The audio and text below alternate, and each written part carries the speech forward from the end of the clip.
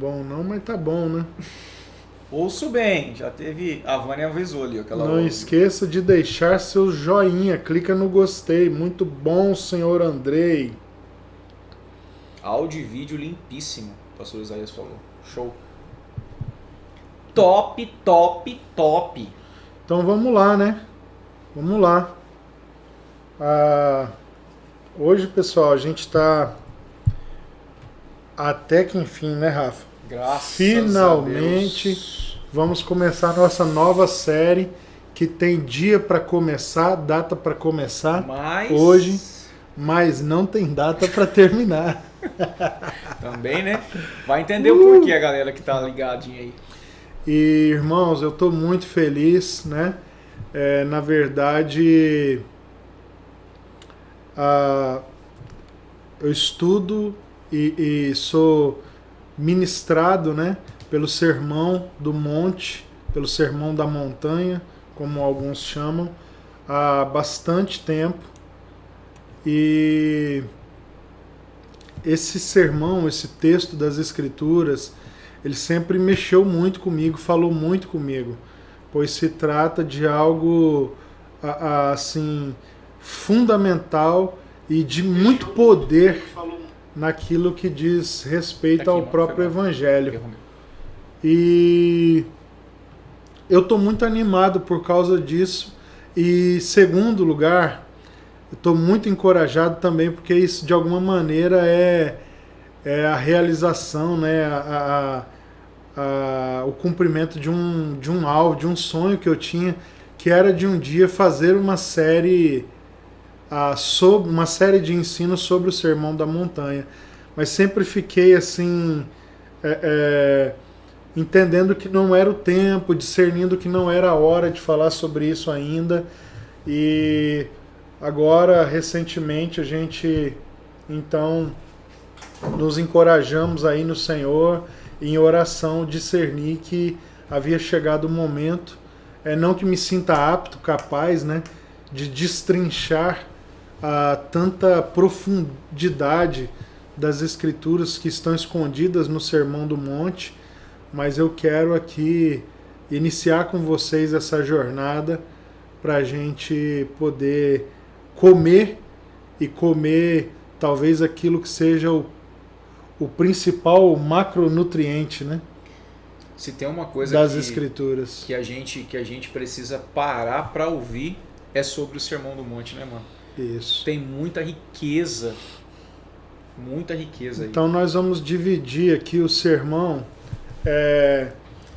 em provavelmente 7 ou 8 porções, e dentro dessas porções eu acredito que nós teremos que dividi-las em subséries. Então, por exemplo, as bem-aventuranças, né?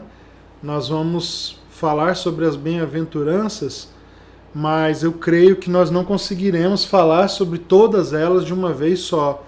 Então a gente vai subdividir essa parte que seria uma divisão já. Então nós vamos subdividir as divisões para que a gente consiga explorar, não esgotar, mas explorar o máximo que tiver ao nosso alcance para este tempo, aquilo que a palavra de Deus está nos falando por meio dessa passagem tão importante das Escrituras.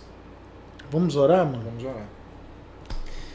Pai, nós queremos te agradecer por estarmos juntos mais uma vez. Você nos propicia essa oportunidade maravilhosa de comermos, de nos alimentarmos da sua palavra, essa substância poderosa, aleluia, que libera vida, que destrava o nosso interior, que muda a nossa forma de pensar e que afeta totalmente os nossos hábitos, o nosso cotidiano.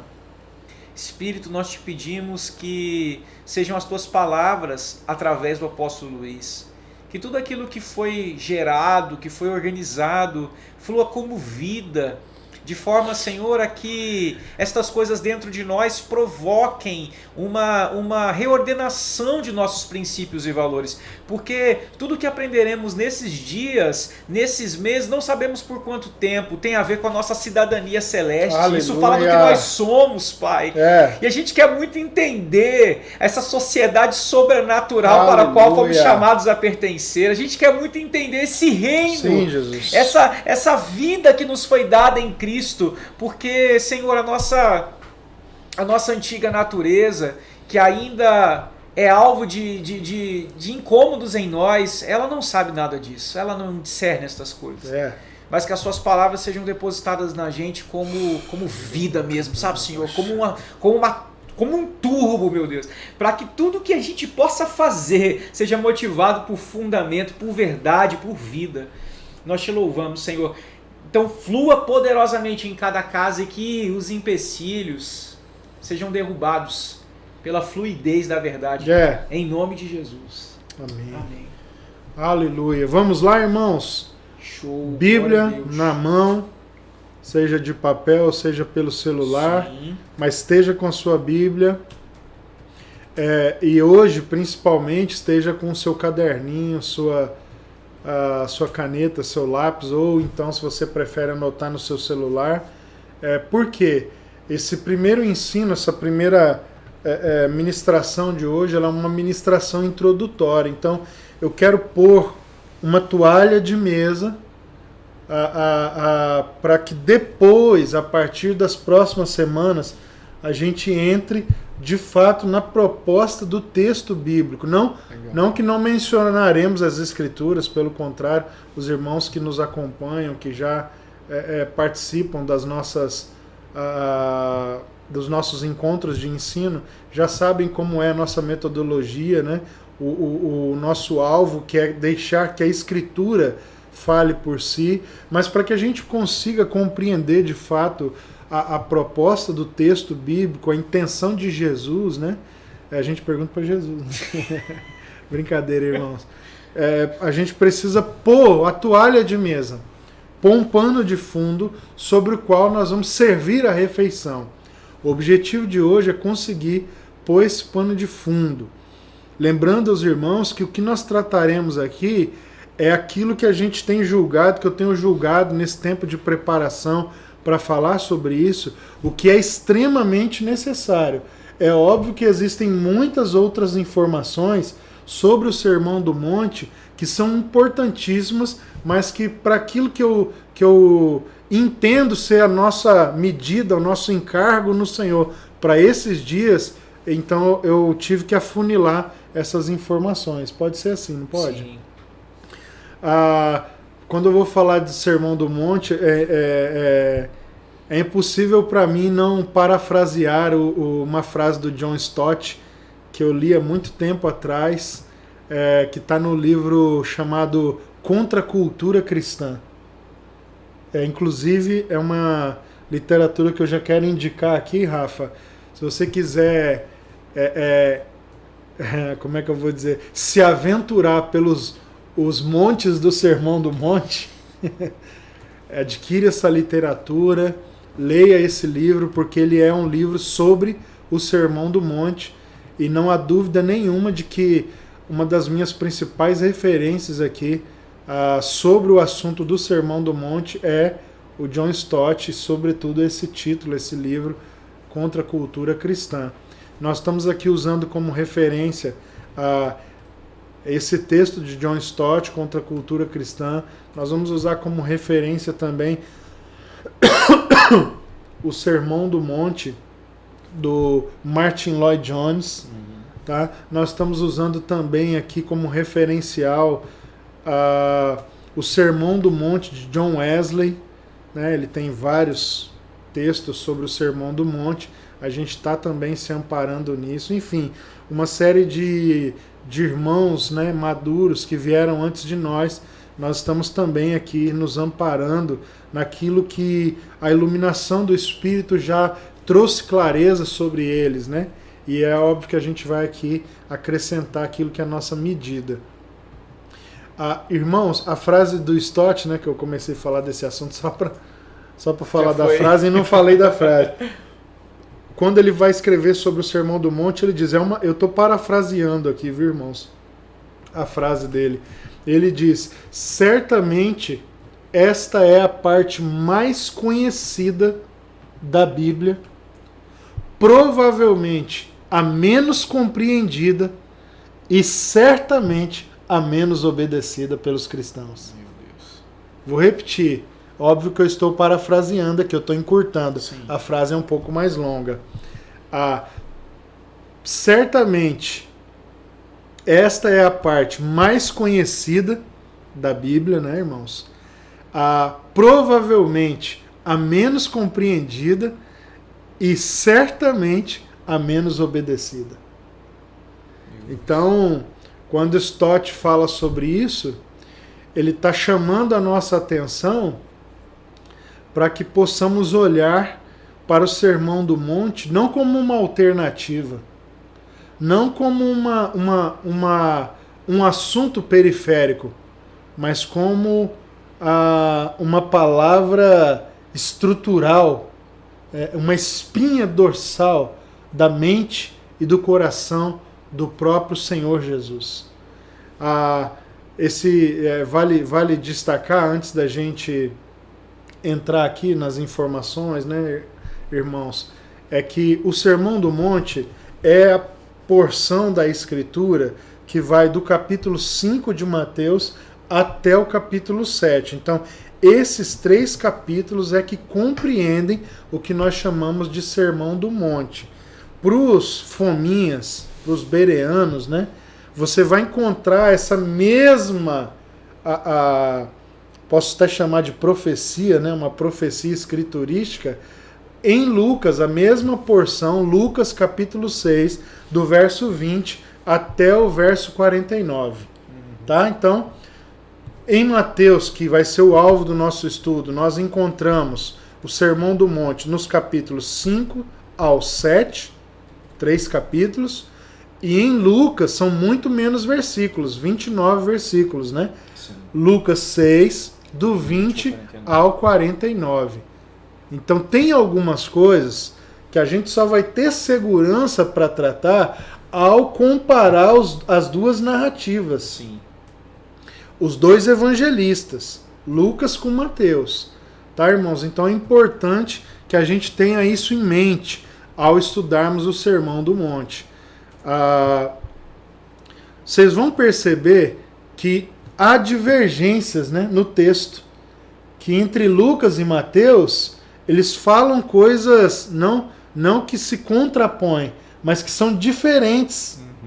São diferentes na abordagem. Esse é um problema notado, percebido não só nessa passagem, como em várias outras narrativas dos evangelhos chamados sinóticos, né? Então, você vai perceber isso no Sermão do Monte. E aí, eu já destaco aqui uma informação muito importante, irmãos, porque isso vai influenciar algumas das coisas que a gente vai pensar lá na frente. Mateus é um evangelista incrível. Mas a proposta de Mateus, sobretudo, é apresentar a Cristo dentro da perspectiva judaica. Então Mateus faz questão de estruturar o seu evangelho para o convencimento dos judeus piedosos e que aguardavam a chegada do Messias, de que Jesus era o Cristo, ou seja, o Messias de Deus. Junto com essa figura, com essa analogia, com essa aplicação, né? Com essa apresentação de um cumprimento profético sobre a vida de Jesus sendo apresentado como rei dos judeus, como o Messias esperado, vem também a imagem do reino de Deus. Por isso Mateus fala tanto sobre o reino de Deus. Nós temos imediatamente anterior ao capítulo 5, a declaração de Jesus em Mateus 4,17. Arrependei-vos, pois é chegado o reino dos céus. Então, esta é o eco, o som de fundo, para compreendermos o sermão. Qual é o som de fundo? Arrependei-vos, pois é chegado o reino. Tudo bem, irmãos? Como é que tá a galera aí? Parece que o Insta tá meio embaçado. Não. Tá tudo ok? Tudo certo. Tudo ok aí, irmãos? Dá uma mensagenzinha no chat aí pra gente saber se vocês estão vivos aí. Lembrando, galera do Insta e galera do YouTube, que à medida que o ensino for sendo dado, caso vocês queiram fazer perguntas, vocês podem colocar aqui que eu replico, tá bom, pessoal? Então Muito fiquem à bom. vontade para fazer os acréscimos. Bem lembrado, Rafa. Tá? Então, vamos lá, irmãos. A primeira coisa. Galera deu sinalzinho de positivo. A Vânia aqui. tá viva, né? Muito bem, Vânia. Então vamos lá. Rafa, por que eu tô dizendo isso? Como Mateus tem esse propósito, acho que eu tô com um probleminha de raciocínio hoje. Por quê? Porque eu falei aquilo tudo antes para dizer isso que eu vou falar agora e não falei. Ai, irmãos. É a brisa que tá Me grande. ajuda, irmãos, me ajuda. Me intercede por mim aí, irmãos. Esse é, sem dúvida nenhuma, o maior desafio de ensino da minha história. Então, vamos lá. Olha só. Por que eu disse isso? Porque Mateus tem um objetivo. Qual é o objetivo, então, Rafa, ao escrever? Apresentar esse Jesus Messias, né? Aos judeus. Então, Mateus não está preocupado com algumas literalidades do que aconteceu. Sim. Ele está interessado em apresentar o seu texto, a sua narrativa, de forma que isso sirva como testemunho genuíno da pessoa e da obra de Jesus Cristo como o rei esperado por Israel. Muito legal. E por isso, irmãos, se você coloca Mateus sobre uma avaliação criteriosa das suas narrativas, comparado a Marcos, a Lucas e em alguns casos, em algumas passagens até mesmo a João, você vai encontrar um problema grave no Evangelho de Mateus, que se chama cronologia. Mateus tem um problema de ordem cronológica seríssimo. Então, às vezes, se você é um leitor que tem uma bagagem, um conhecimento bíblico e teológico e histórico da vida e obra de Jesus maior, você vai se deparar com situações que te põem em dúvida no quando aquilo aconteceu no relato de Mateus. Sim. E aparentemente ele é o mais difícil de perceber isso. Por quê? Porque ele é tão bem organizado, planejado, que dá uma impressão de que Mateus é a referência da ordem dos fatos, cronologicamente falando. E não Lucas, no E caso. não Lucas. Então, por isso vocês vão encontrar, ao comparar as duas narrativas, algumas coisas que parecem nos dar uma impressão de que eles não estão concordando, pelo menos quanto ao tempo. Sim. Por quê? Porque Mateus organizou isso de maneira a apresentar da melhor forma possível Jesus como Messias para o povo de Israel. Muito interessante isso. Então vamos lá? Dito isso, porque eu vou aproveitar essa informação mais à frente em várias ocasiões. Mas vamos lá, e hoje ainda inclusive. Qual é o tema central do Sermão do Monte? Os historiadores, teólogos, comentaristas bíblicos, eles apresentam várias hipóteses, mas há duas principais hipóteses que têm uma... como é que eu vou dizer? Tem uma densidade melhor na sua construção. E eu gosto muito dessas possibilidades. A primeira está em Mateus 5:20. Vamos ler esse texto? Vamos ver. Você me ajuda, Rafa? Claro.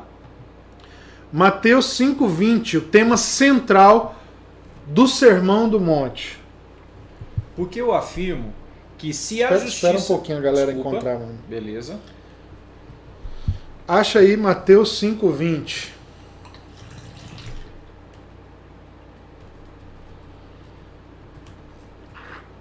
Nós estamos respondendo a pergunta: qual o tema central do Sermão do Monte, galera? E aqui vamos ler Mateus capítulo 5, versículo 20.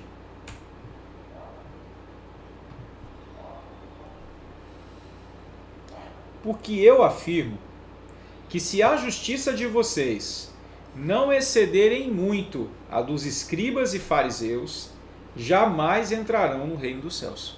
Então, tendo esse versículo como espaço central, mediador da reflexão de Cristo em todas as sessões que compõem esse sermão, dos 5 ao 7, nós vamos ter aí uma indicação muito focada, concentrada no quê? O tema da justiça.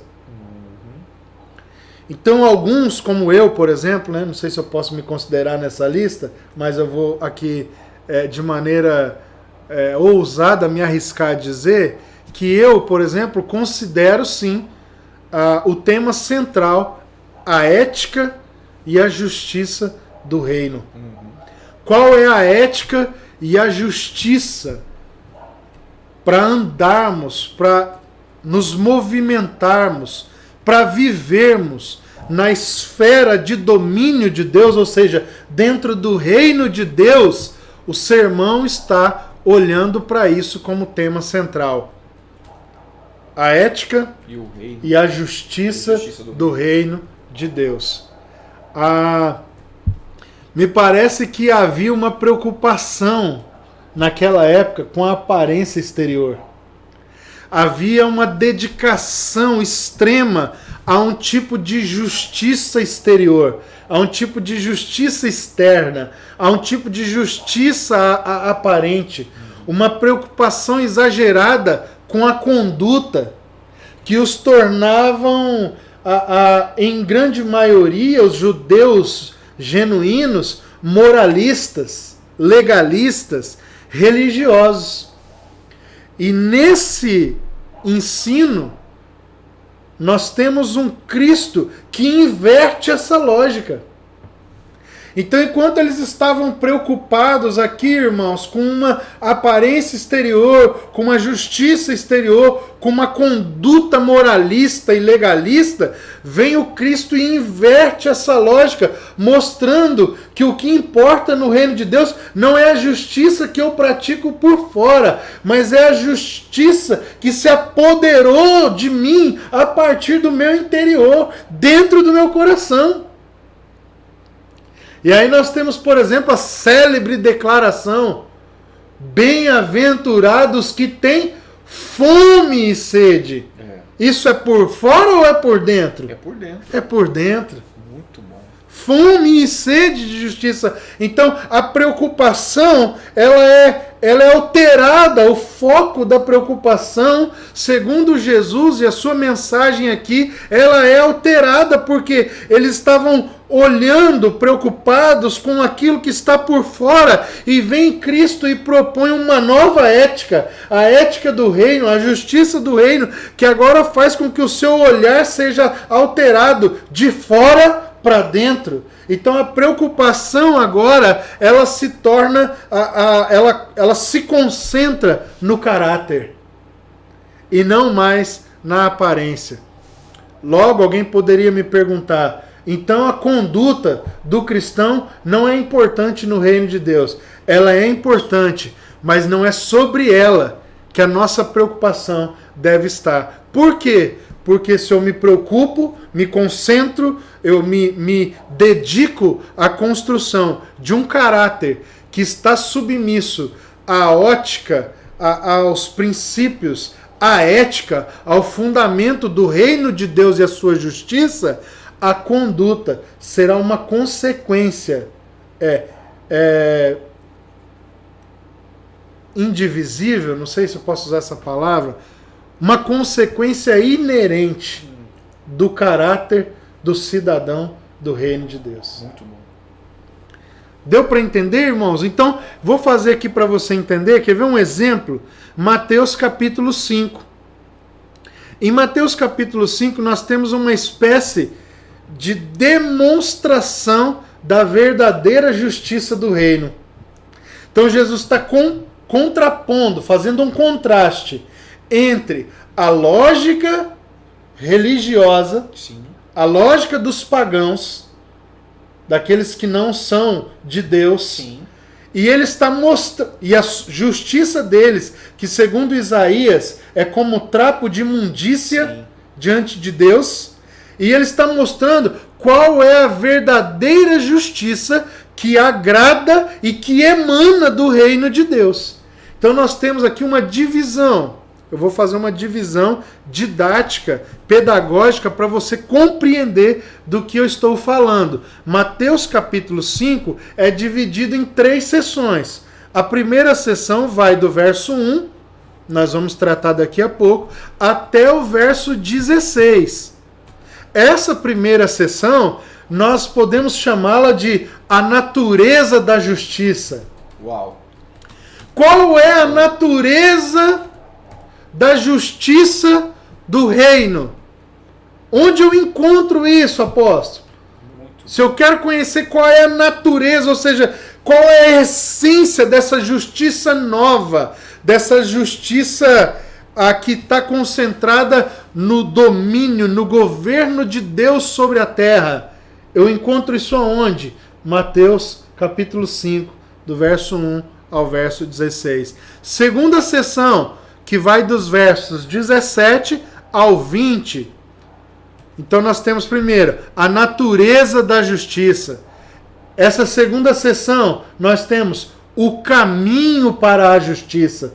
Uau. Ou seja, se eu quero viver essa justiça, se eu quero expressar essa justiça, se eu quero manifestar a justiça do reino, eu tenho um caminho a percorrer. Então Mateus ele estrutura o seu discurso, ou os discursos de Jesus, ele organiza dessa maneira.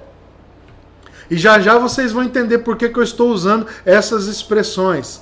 E a terceira sessão, que vai dos versos 21 até o final do capítulo, verso 48, que é a demonstração ou a justiça no dia a dia, no cotidiano de um cidadão do reino dos céus. Meu Deus. Então nós temos primeira sessão, natureza da justiça, segunda sessão, caminho para a justiça, terceira sessão, a justiça prática, a justiça no dia a dia, a justiça cotidiana. Meu Deus.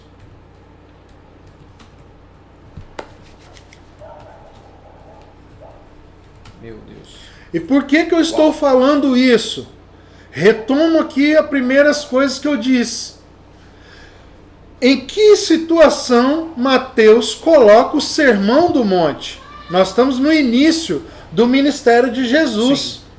Só que a introdução do... Opa. Reconectou. Top. Espera um Instagram minutinho. permanece. Voltou, né? Show. Voltamos aí, irmãos. Tivemos uma queda na internet. Tá tudo ok aí pra vocês? Feedbackzinho pra nós aí, galera. Pessoal do YouTube. Do YouTube. O AP estava falando sobre o eco, sobre a música que ecoa como fundo ali. E aí, galera, voltou? Voltou, tudo certo aqui, galera, dando feedback, tá tudo certo. Show, dá uma atualizada no seu navegador caso seja preciso. Vamos lá. Então, quando nós vamos entrar em Mateus 5, tá tocando uma música de fundo e ela faz um eco. Qual é esse eco? Arrependei-vos, pois é chegado o rei. Muito bom. Então, qual é o contexto do plano eterno de Deus em que o sermão do monte deve ser compreendido? Qual é o evento histórico em que esse sermão deve ser analisado, lido, comido, bebido, degustado, meditado? A inauguração do reino de Deus. Cara, que louco. Então, basicamente, Mateus está dizendo: o Messias chegou. E entre os seus primeiros feitos, é óbvio que nós já temos aqui, Jesus já havia dado uma perambulada pela Galileia. Sim. Então ele já tinha feito muitas coisas na Galiléia, mas ainda estamos na fase considerada o início do ministério. Sim. Então a música que está ecoando é Jesus anuncia, logo depois ele prova que esse reino chegou. Por quê? Porque ele expulsa demônios, Sim. porque ele cura os enfermos e anuncia a salvação. Sim. Conforme foi predito. Semelhante aos textos de Levítico, Êxodo, de Números, de Deuteronômio, que tem um contexto de que a salvação tem um clima de Êxodo. Uau. A salvação em Cristo é o Êxodo figurado de Israel. Muito bom. Então é nesse contexto, é naquela marca, naquela aliança, naquele compromisso, debaixo daquele selo. Que selo é esse? A chegada do Messias e do reino de Deus. Então ele diz, ele prova e agora ele estabelece o ensino do que significa isso. Muito legal. Então, irmãos, tem duas máximas aqui. Primeiro, qual é a condição para acessar? Arrependei-vos. Então, o que é que Mateus está mostrando, gente? Presta atenção nessa loucura. Eu não posso brisar nisso sozinho. Arrependei-vos é a expressão grega metanoia. Metanoia significa transformação da mente. Transformação, alteração da forma de pensar. Sim. Então o que Mateus está falando? Mateus está falando o seguinte: esse é o único pré-requisito para acessar o reino e o seu Messias. E isso que eu passo a mostrar agora é exatamente o estilo de vida de quem está em metanoia. Meu Deus. Justamente o contraponto com aquela sociedade de vida exterior, né? Essas declarações de 5 ao 7 são as evidências de quem teve a sua mente totalmente transformada. Uau. Posso fazer uma pergunta? Sim. Uma pergunta devocional. Talvez você não tenha ainda aí fresco na sua mente o texto de Mateus 5 e o que Jesus fala entre os capítulos de 5 a 7 de Mateus. Você vai ler isso depois. Mas a pergunta que eu quero fazer é, ao olhar o Sermão do Monte e olhar para a sua vida, pergunto, você vive uma vida de metanoia? Ou você diz que se arrependeu no dia que você aceitou a Cristo, mas nada desses elementos correspondem com a sua forma de viver e pensar? Meu Deus. Eu estou perguntando aqui, irmãos, com sinceridade diante de Deus. Quando você olha para a sua vida e olha para Mateus do 5 ao 7, sua vida é uma evidência de uma mente totalmente transformada, ou sua vida é uma evidência de uma boca hipócrita e mentirosa?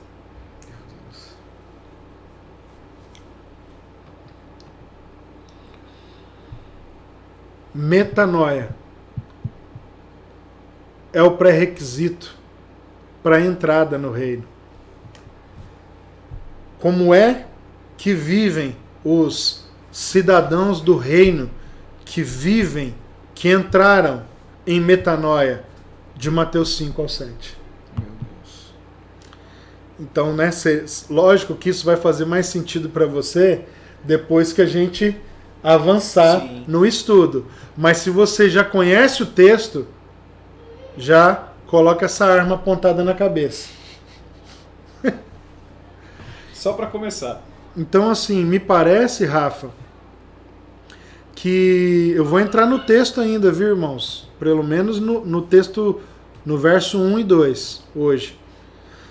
Parece-me que a abordagem de Jesus nestas páginas, nestes ensinos, nesta preciosidade, tem um padrão.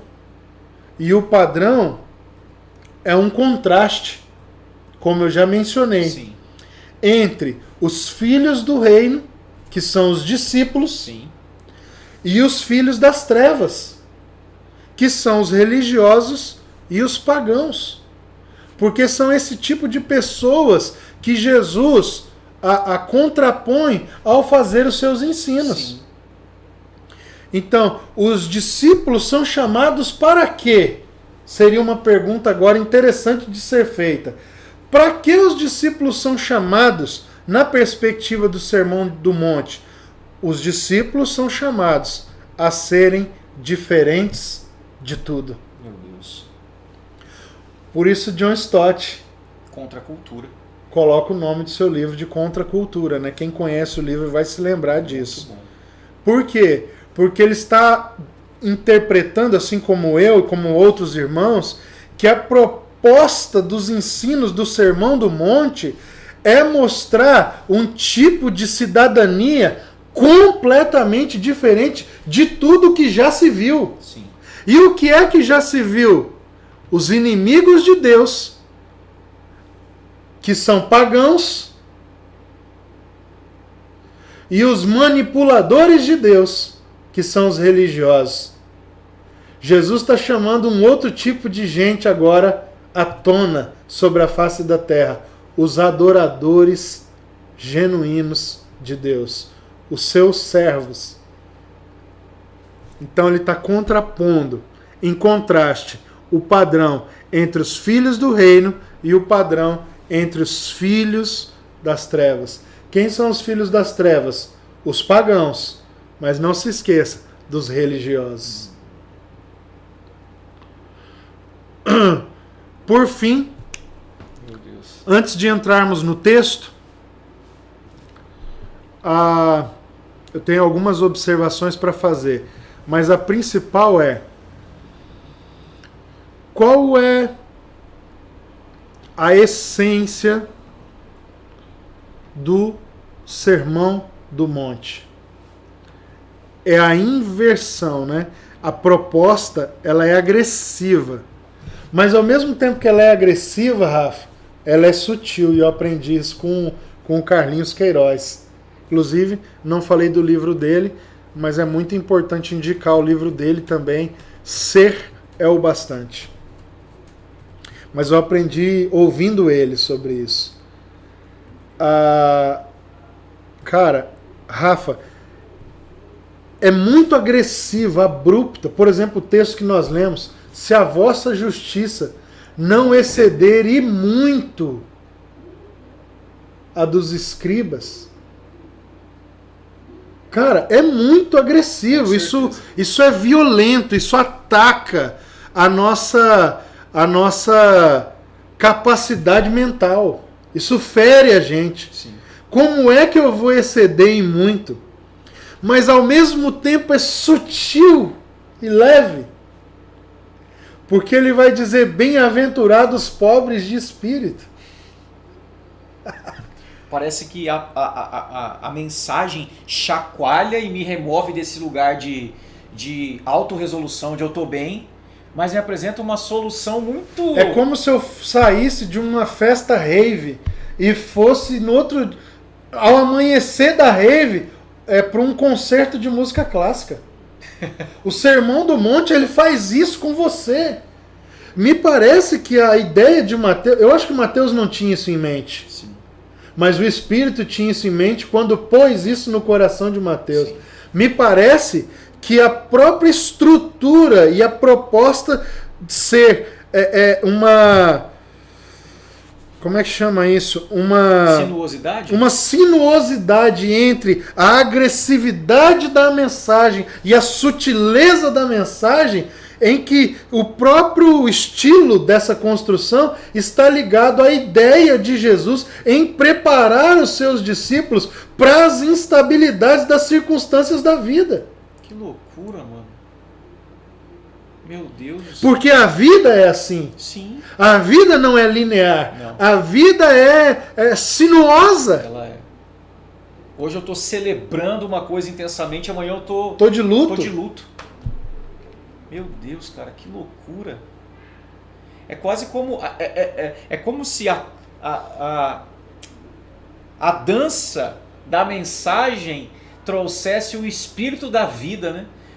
Como vai ser a vida de vocês? Vai ser como as ondas dessa mensagem. Exatamente. Muito então, louco. se você não se adapta à sinuosidade dessa mensagem, jamais você resistirá à sinuosidade da vida. Meu Deus, mano.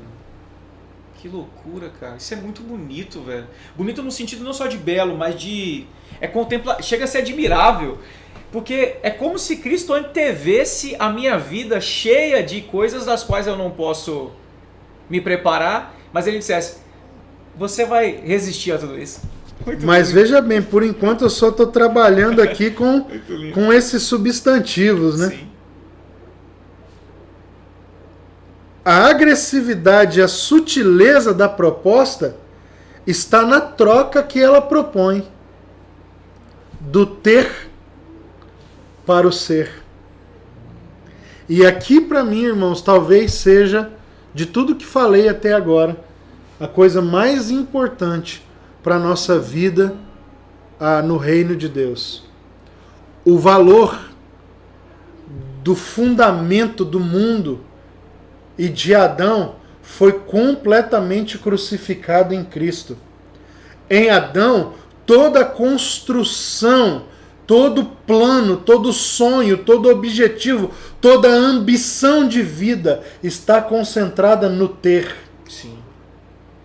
Em Cristo, a proposta, todo sonho, todo plano, toda adoração, toda ambição de vida está concentrada no ser. Cara, que lindo. Então, que violência e que sutileza da troca do ter pelo ser. É violento porque choca, né? Choca justamente porque a nossa natureza é viver a partir do ter, né? Exatamente. Mas mostra a leveza de viver pelo ser. Sim. Cara, que lindo isso, mano. Então, vamos lá. Os últimos questionamentos importantes agora, falando de uma motivação para estudarmos o Sermão do Monte. 3 perguntas precisam ser respondidas. Vamos lá. Primeira pergunta. Esse sermão, chamado Sermão do Monte, é autêntico? Ou seja, ele tem a autenticidade de Cristo? Primeiro, a resposta é óbvia, né, irmãos? Primeiro, se o sermão é autêntico, com certeza absoluta. Agora, por que esse questionamento cabe? Ele pode ser feito? Aí eu vou retomar algumas das coisas que eu já falei antes. Primeiro, a maior parte dos estudiosos tem um consenso de que este texto, de Mateus 5 ao 7, não foi um pronunciamento único de Jesus. Ou seja, Jesus não subiu ao monte, se assentou e disse essas palavras conforme estão apresentadas em uma série de ensinos sucessivamente, da forma como Mateus apresentou. E por isso é importante ler Lucas, porque em Lucas você vai perceber que a construção é diferente. Sim. Então, mas o que isso quer dizer, AP? Quer dizer o seguinte, irmãos, que provavelmente Mateus, sabendo da importância da organização dentro da proposta que Mateus tinha, ele pega uma síntese dos principais ensinamentos de Jesus, de todo o seu período de discipulado com seus discípulos, os 12, e sintetiza-os de maneira organizada e pedagógica para comunicar a essência do evangelho que eles haviam recebido de Cristo. Muito legal. Então, eu gosto muito de uma ideia que há um estudioso que ele diz que provavelmente o monte era uma espécie de retiro ou acampamento que Jesus fazia com os seus discípulos vez ou outra, de 1 ou 2 dias, 3 dias, em que ele se retirava para orar E nos intervalos desses períodos de oração, ele sentava com os seus discípulos e como que a mesa, mas no campo aberto, no meio da natureza, ele comunicava aos seus discípulos ensinos que eram imprescindíveis. Então, não feche essa conta. Se eu olhar para o conteúdo do Sermão do Monte, é assunto para dias de conversa. Mas se eu for falar o Sermão do Monte, dá em torno de 10 minutos.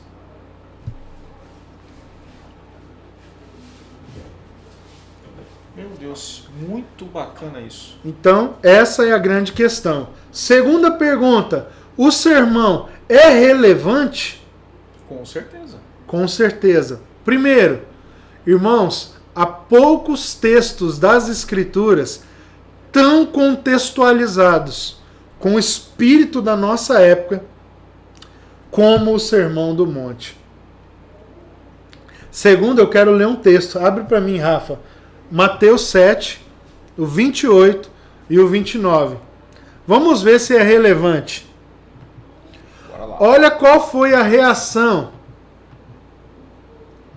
das próprias pessoas que ouviram os ensinos de Jesus, ainda que em partes, porque a multidão não participou de todos os ensinos. Eles pegaram alguns trechos que foi compilado dessa forma.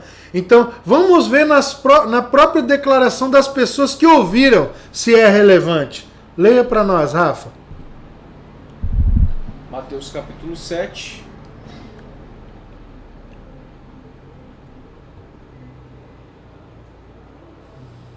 A partir do versículo 28 e 29. Desculpe. Quando Jesus acabou de proferir estas palavras, as multidões estavam maravilhadas com a sua doutrina, porque ele as ensinava como quem tem autoridade, não como os escribas. Mais uma vez, por favor. Quando Jesus acabou de proferir estas palavras, as multidões estavam maravilhadas com a sua doutrina, porque ele as ensinava como quem tem autoridade e não como os escribas. Meu amigo, e a última coisa. Irmãos, eu costumo dizer o seguinte, alguns de vocês já devem ter me ouvido falar. Se a Bíblia tivesse que ser eliminada e você tivesse que escolher parte dela para preservar, não tenha nenhuma dúvida. Os 3 capítulos mais importantes de toda a Bíblia, lembrando que eu estou fazendo uma hipótese aqui, uma suposição. Claro. Se a gente tivesse que eliminar a Bíblia e escolher algo para preservar a essência de tudo o que a Bíblia ensina, esses capítulos seriam Mateus do 5 ao 7. Ou seja, a melhor síntese do Evangelho, do reino de Deus, do propósito de Deus, da obra de Deus por intermédio da igreja. Certamente a melhor síntese de toda a Bíblia está nesse texto chamado Sermão do Monte. Uau. Será que é relevante? Meu Deus. E por fim, o sermão é prático? Sim. Sim. Eis aqui um paradoxo terrível. Por quê? Quando a gente lê e começar a estudar o texto, você vai se sentir um inútil. Você vai pensar assim, eu não sou crente. Alguns até talvez não sejam. Mas outros vão falar, poxa, mas eu tenho certeza da minha vida em Cristo, da minha experiência. Porque o padrão que o sermão apresenta é o padrão mais alto possível de existir. Alguns chegam a dizer que o padrão de espiritualidade apresentado no Sermão do Monte era só para quando o reino milenar fosse estabelecido e não houvesse mais Satanás, não houvesse mais nada, e alguns chegam a dizer que é o padrão de vida eterna que vai existir na eternidade. De tão elevado é esse padrão. De tão elevado que é. Então você tem um paradoxo. De um lado, esse padrão, e de outro lado, a nossa fragilidade ainda em mesmo estando em Cristo, vivermos ainda em convivência com a nossa natureza adâmica. O que nos torna, em alguns momentos, com a sensação de sermos incapazes de alcançar aquele padrão.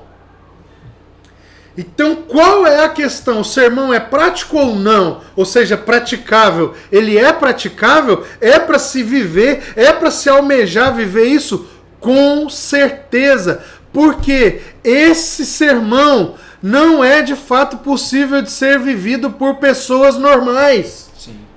Ele só é possível de ser vivido por quem nasceu de novo. Justamente por isso ele faz o contraponto com aqueles que são os religiosos ou os pagãos. Os filhos das trevas. Os filhos das trevas. É uma outra sociedade. Por quê? Não é possível viver somente pelo esforço religioso.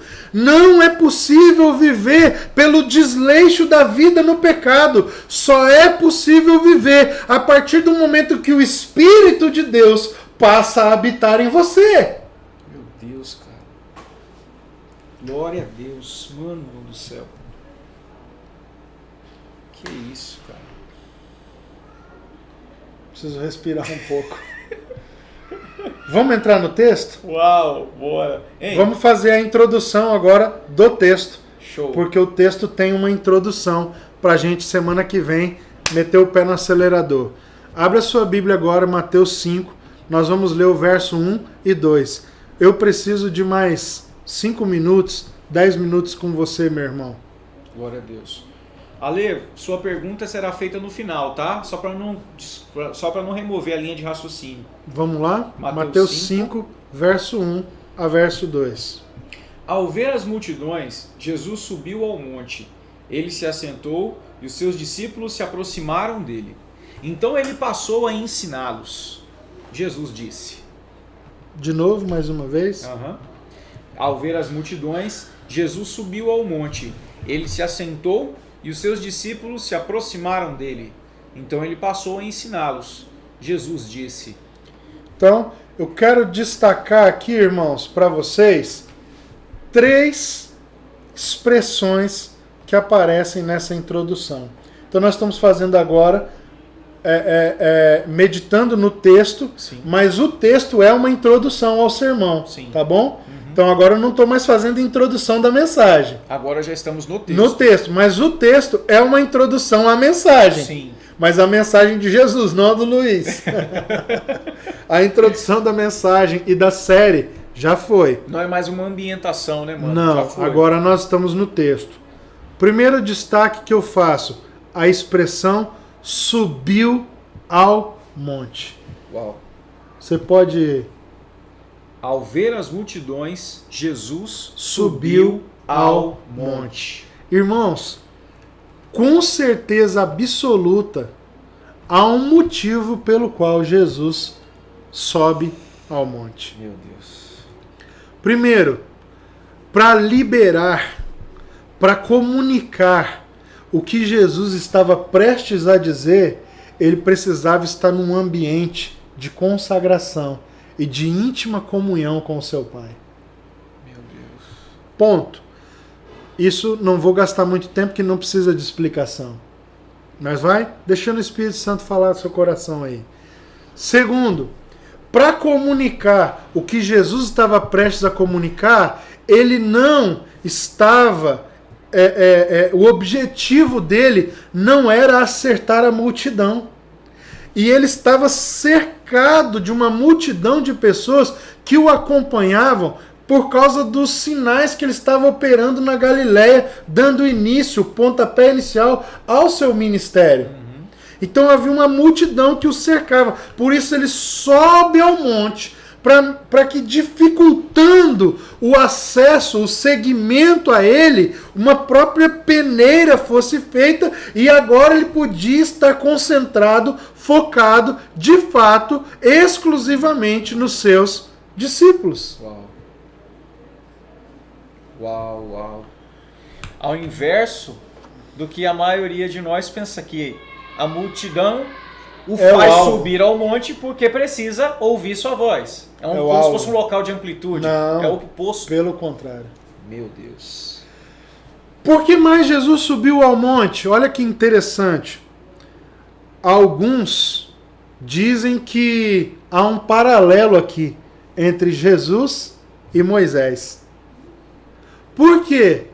Porque quando Moisés vai tirar o povo de Israel do Egito, a primeira atitude dele, Rafa, ao entrarem no deserto, é subir ao monte. Uau. E ao subir ao monte, eles passam lá um tempo com o Senhor, Sim. 40 dias, ele vê muitas coisas, recebe muitas coisas e depois ele sobe de novo e desce. E ao descer do monte, Moisés desce com as tábuas da lei. Mas me parece que se há esse paralelo, e creio que há, Sim. em que Jesus está aqui apresentando uma nova configuração daquilo que foi dado a Moisés. Uma nova essência. Por quê? Ele dá uma nova lei. É isso ou não é? Exatamente. Ele dá um novo Sinai. A partir de agora existe um novo Sinai, que não é da terra, Meu Deus. que não é nesse templo feito por mãos humanas. E além de tudo, há ali um novo Moisés. Há um novo legislador, há um novo libertador, há um novo homem, profeta, ungido por Deus, a quem nós temos que ouvir. E é exatamente isso que Moisés diz lá ao descer do monte e dar a lei. Vai vir um profeta, a ele ouçam. Volta lá, mano, terminou o Insta. Enquanto isso eu vou tomar mais uma aqui. Peraí, pessoal do YouTube. Enquanto vocês levantam a cadeira que já tombou aí, muito provavelmente.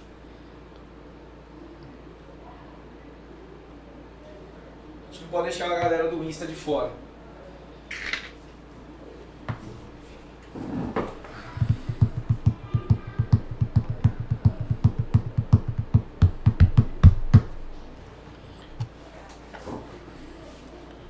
Vamos lá, galera. Estamos caminhando para a conclusão. Vamos lá? Pessoal do Insta, se voltou, voltou. Se não voltou, não volta mais. Vamos para cima. Segunda expressão. Primeira, subiu ao monte. Lê de novo, Rafa. Ao ver as multidões, Jesus subiu ao monte, ele se assentou e os discípulos se aproximaram dele. Segunda expressão, ele se assentou. Meu Jesus. Algumas versões vão dizer assentando, outras fez-se assentar. A expressão utilizada aqui por Mateus é a palavra grega katizo. Katizo é fazer sentar. Mas o sentido primário dessa expressão tem a ver com o fazer assentar aquele tipo de assentamento que é típico da história dos reinos. É o contexto ali, né? Ele está falando sobre o reino de Deus. Anunciou a chegada. Então ele subiu ao monte e antes de fazer qualquer outra coisa, primeiro ele se assentou.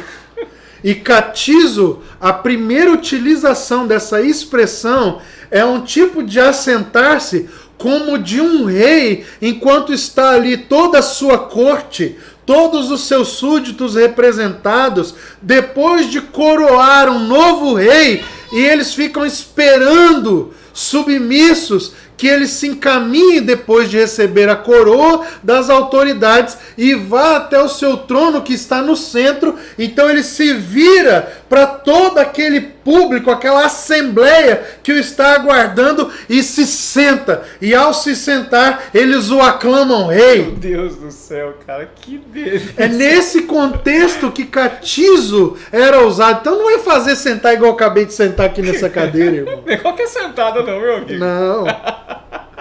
Cara, que lindo isso. É uma sentada de trono. Sim. Então veja Uau. bem. Há uma profecia sendo estabelecida, inaugurada, Deus.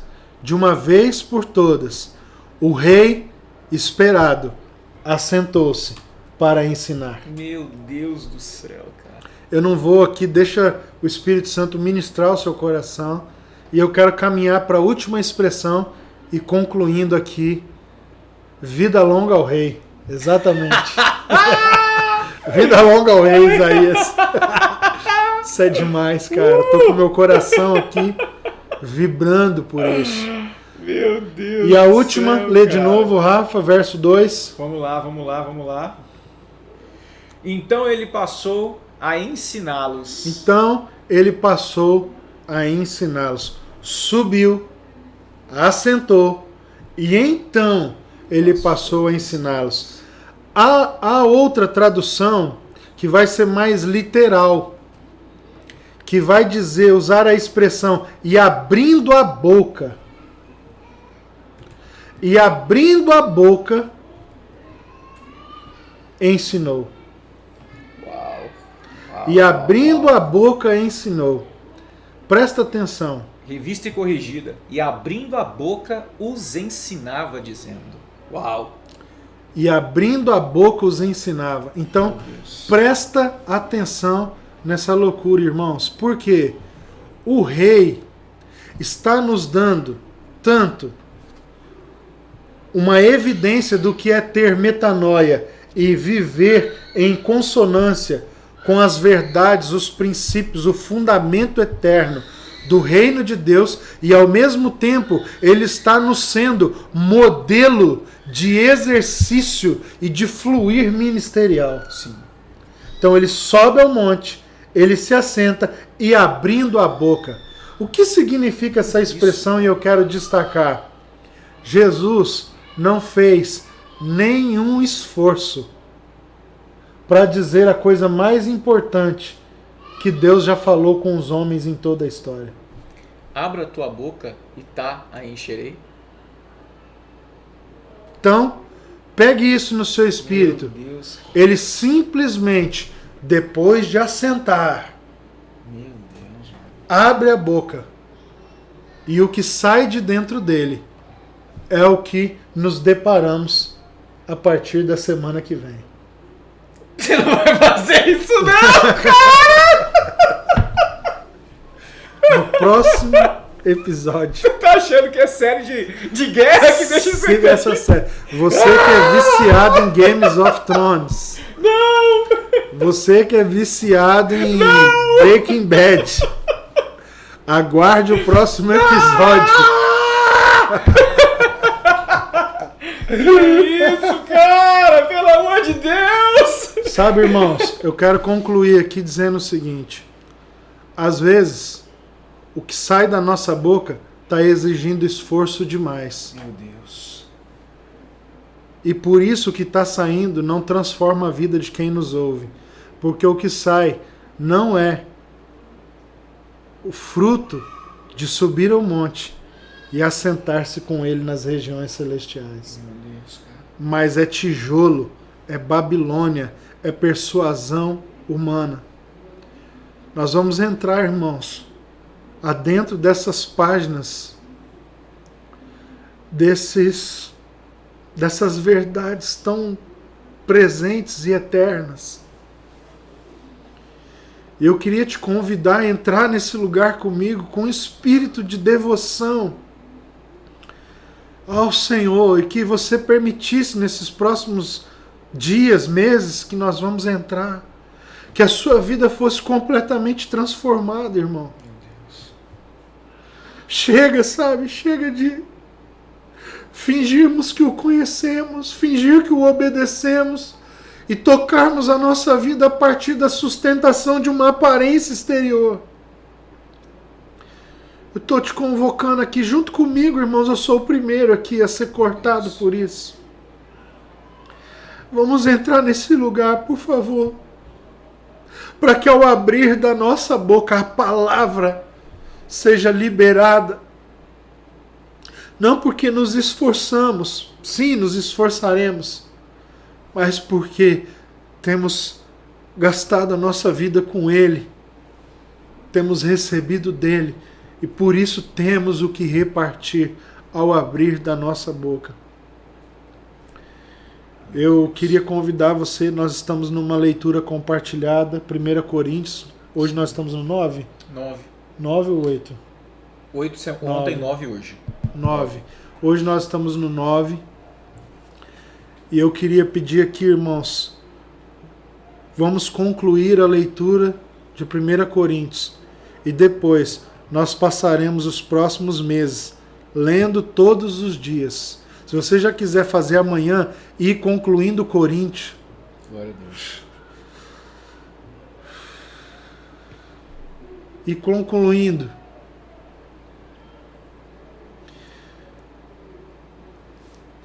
E já ao mesmo tempo, irmãos, você ir lendo Mateus 5, 6 e 7, faça isso. Se não, conclua sua leitura de 1 Coríntios e para a semana que vem em diante nós vamos ler todos os dias até que isso fique escrito no nosso coração. Não com letra, mas pelo Espírito. Amém? Deus abençoe vocês, irmãos. Glória a Deus. Oi, meu amigo. Aleluia. Galera do Insta. Tá Você mamando mamando mamadeira? mamadeira? Já vai almoçar? Já vai almoçar? Quer vir aqui dar um tchau Dá pro tchau pessoal? pros irmãos. Vai lá Vem no cá. colo do papai. Pra você aparecer. Vem cá para eles te verem. Vem cá com o papai. Dá tchau, irmão. Dá tchau, irmão. Tchau, irmãos. Eita! Fala graça e paz, irmãos. Obrigado. Esse demorou,